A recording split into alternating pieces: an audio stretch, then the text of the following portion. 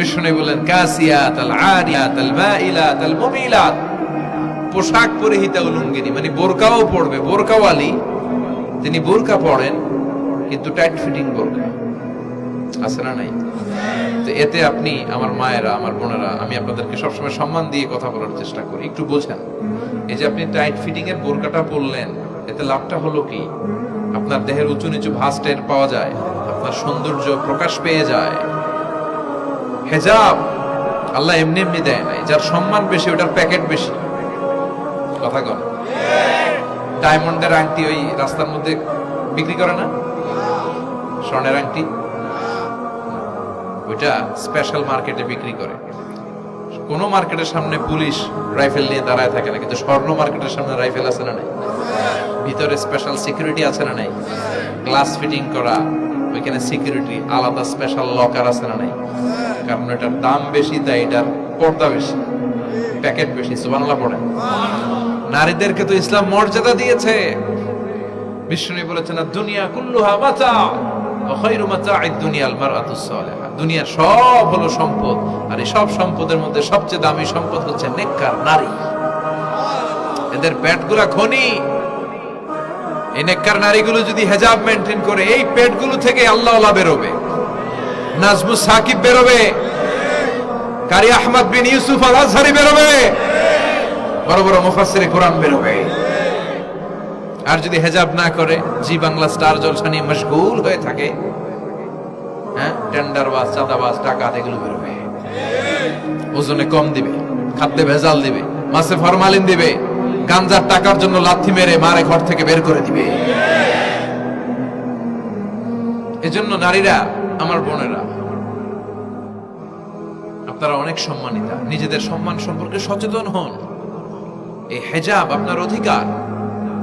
এই হিজাব নারীর অহংকার, হিজাব নারীর আভিজাত্যের প্রতীক, হিজাব নারীর রুচির প্রতীক। আপনার রুচিটা কেমন আপনার পোশাক দেখে বোঝা যায়। কথা কন, যে মেয়েটা হিপ হপ স্টাইলে চলাফেরা করে, গ্যাংনম স্টাইলে, এই মেয়েটারে ইপটিজিং করার সুযোগ আছে না নেই? কিন্তু যে হিজাব মেনটেন করে যেই নারীরা চলে, এদেরকে দেখলেই একটা সম্মান চলে আসে। কি ভুল বললাম? একটা সম্মান আসে না? আপনাদের সম্মানটা আপনারা রাখবেন। বিষ্ণু বললেন যুহুরুন নিসাল কাসিয়াতাল আরিয়াতাল মাইলাতাল মুমিলা। কিয়ামতের আগে পোশাক পরিহিতা উলঙ্গিনী নারী বেরোবে।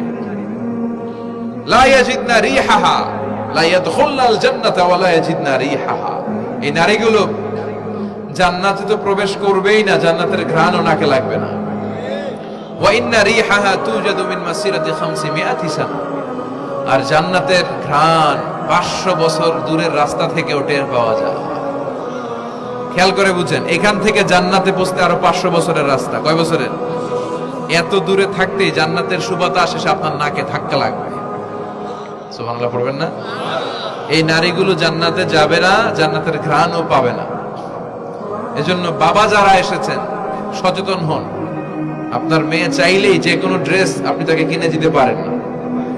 মায়েরা যারা আমার কথা শুনছেন, আপনার মেয়ে আবদার করবে, সে তো ছোট, সে কি বুঝে? কিন্তু দেখবেন অনেক বিয়ের অনুষ্ঠানে আমি দেখেছি, মায়ের বয়স হচ্ছে 60, মায়ের হাত মোজা, পা মোজা, বোরকা লাগাইছে 2টা, পাশে ষোড়শী, অষ্টাদশী, তন্নি, সুন্দরী, সুস্নিগ্ধা এক মেয়ে, বয়স মাত্র 18, ওর বুকে ওড়না নাই, ওটা গলায় শোভা পাচ্ছে। 60 বছরের বুড়া মহিলার দিকে কেউ তাকাবে? ওনার তো ডেট এক্সপায়ার্ড, ডেট এক্সপায়ার্ড। ওনার সৌন্দর্য যা ছিল সব শেষ। তার দিকে তাকাবে না। তার উঠতি বয়সের তরুণ মেয়েটার দিকে অনেকে তাকাবে, কারণ এটা জেনেটিক্যাল একটা ইস্যু। একটা পুরুষ একটা নারীর দিকে জেনেটিক্যালি আকৃষ্ট হবে, এটাই স্বাভাবিক, ঠিক কিনা? এজন্য আপনার হাত মোজা, পা মোজা আপনার দরকার ছিল না। আপনি পাতলা কাপড় পরলেও সমস্যা নাই। কথা কন, হাত মোজা, পা মোজা দরকার ছিল আপনার যুবতী মেয়েটার হাতে, যুবতী মেয়েটার পায়ে।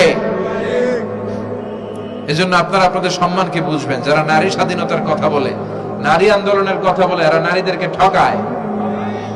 এরা নারীদেরকে বিজ্ঞাপনের বিলবোর্ডে নগ্ন করে উপস্থাপন করে। রাস্তা দিয়ে হাঁটি, চোখ খুলতে পারি না। আমার মায়েরা, এরা আমার দেশের মেয়ে, এরা এই 56,000 বর্গমাইলের মেয়ে। এই মেয়েগুলোকে উলঙ্গভাবে হাফ নেকেড করে এই সিনেমা হলগুলোর পোস্টারগুলো যে দেয়া হয়েছে, এতে সম্মান বেড়েছে না কমেছে? ওদিকে চোখ তুলে তাকানো যায়?